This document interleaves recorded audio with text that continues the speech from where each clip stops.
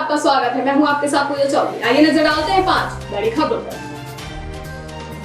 UP के गौतम बुद्ध नगर की cyber cell ने राम जन्मभूमि की फर्जी वेबसाइट बनाकर लोगों से लाखों रुपए के ठगने वाले 5 लोगों को गिरफ्तार किया है। ये सभी राम जन्मभूमि ट्रस्ट के नाम पर फर्जी वेबसाइट बनाकर लोगों से लाखों रुपए ठग रहे थे।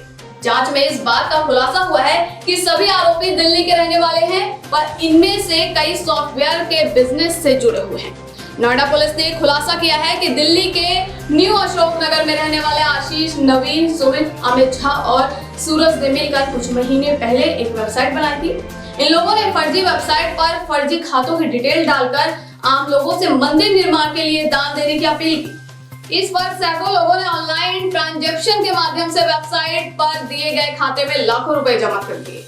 नोएडा पुलिस अब इस बात की जानकारी हासिल कर रही है कि इस वेबसाइट के जरिए कितनी रकम इकट्ठा की गई है। अयोध्या स्थित वास्तविक राम जन्मभूमि ट्रस्ट को लेकर ठगी किए जाने की जानकारी होने पर उन्होंने साइबर सेल में शिकायत की। इस पर जांच कर रही टीम ने सोमवार शाम 5 आरोपियों को गिरफ्तार कर लिया है।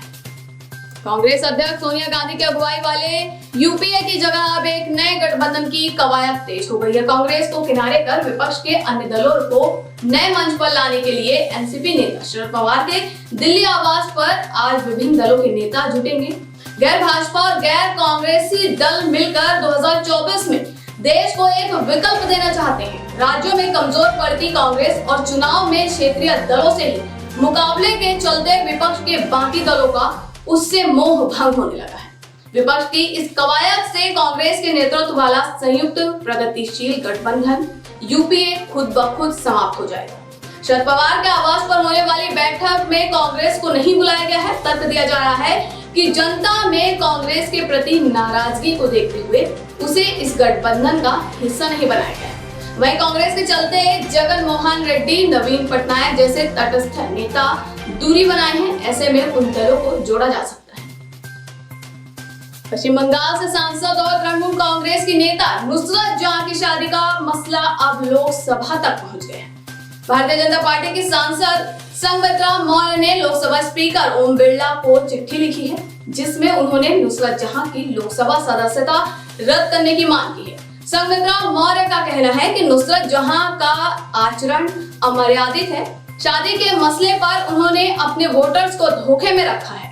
साथ ही इससे संसद की गरिमा भी धूमिल हुई है। बीजेपी सांसद ने मांग की है कि इस मामले को संसद की एथिक्स कमेटी को भेजा जाना चाहिए। साथ ही जांच पर नुसरत जहां पर एक्शन लिया जाना चाहिए। बीजेपी सांसद ने अपने लेटर में नुसरत जहां का संसद में पहले दिन दुल्हन की तरह तैयार होकर आना, बंगाल के मुख्यमंत्री ममता बनर्जी का नुसरत जहां के रिसेप्शन में शामिल होना भी इस बात का उन्होंने जिक्र किया है। कांग्रेस नेता और वायनाड से सांसद राहुल गांधी देश में कोरोना के हालात को लेकर मोदी सरकार पर हमलावर रहे हैं। इसी के मद्देनजर वे थोड़ी देर में एक प्रेस कॉन्फ्रेंस करने जा रहे हैं। ये कॉन्फ्रेंस वर्चुअल माध्यम से होगी। इस दौरान वे कोविड मिसमैनेजमेंट पर एक रिपोर्ट भी जारी करेंगे। शुरुआत से ही केंद्र सरकार के कोविड प्रबंध को कटघरे में खड़े करते आए राहुल सरकार को भविष्य का रोड मैप भी सुझाने वाले। बताया जा रहा है कि इसमें ज्यादा फोकस वैक्सीनेशन पर होगा। सूत्रों के मुताबिक राहुल कोविड मैनेजमेंट को लेकर राष्ट्रीय और अंतर्राष्ट्रीय स्तर के महामारी विशेषज्ञों से निरंतर संपर्क में है। हाल ही में देश में कोविड कुप्रबंध को लेकर तैयार की गई रिपोर्ट को भी वे जारी करेंगे। इसमें शुरुआती 2 लहरों से पहले और लहर के दौरान सरकार की तैयारियों में कमी और लापरवाहियों का लेखा जोखा होगा। इस मसले पर राहुल पार्टी अध्यक्ष सोनिया गांधी और पूर्व प्रधानमंत्री डॉक्टर मनमोहन सिंह भी सीधे प्रधानमंत्री नरेंद्र मोदी को चिट्ठी लिखकर उपाय सुझाते हैं। भारत में कोरोना के मामलों में लगातार कमी देखी जा रही है। पिछले 91 दिनों में सबसे कम मामले दर्ज किए गए हैं। स्वास्थ्य मंत्रालय के मुताबिक पिछले 24 घंटे में कोरोना के कुल 42,640 नए मामले सामने आए हैं। वहीं 81,839 मरीज ठीक होने के बाद डिस्चार्ज कर दिए गए हैं। इस दौरान 1,167 मरीजों की मौत हुई है। देश में पिछले 24 घंटे में 86,16,373 लोगों को कोरोना वायरस वैक्सीन लगाई गई है, जिसके बाद कुल वैक्सीनेशन का आंकड़ा 28,87,66,201 पर पहुंच गया है। भारत में कोरोना के 42,640 नए मामले आने के बाद कुल पॉजिटिव मामलों की संख्या 2,99,77,861 हो गई है। वहीं 1,167 नई मौतों के साथ ही कुल मौतों की संख्या 3,89,309 हो गई है।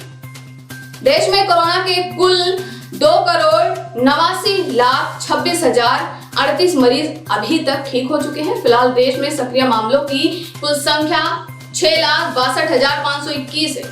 भारतीय चिकित्सा अनुसंधान परिषद के मुताबिक भारत में कल कोरोना वायरस के 16,64,360 सैंपल टेस्ट किए गए हैं। देश में अब तक कुल 39,40,72,142 सैंपल टेस्ट किए जा चुके हैं।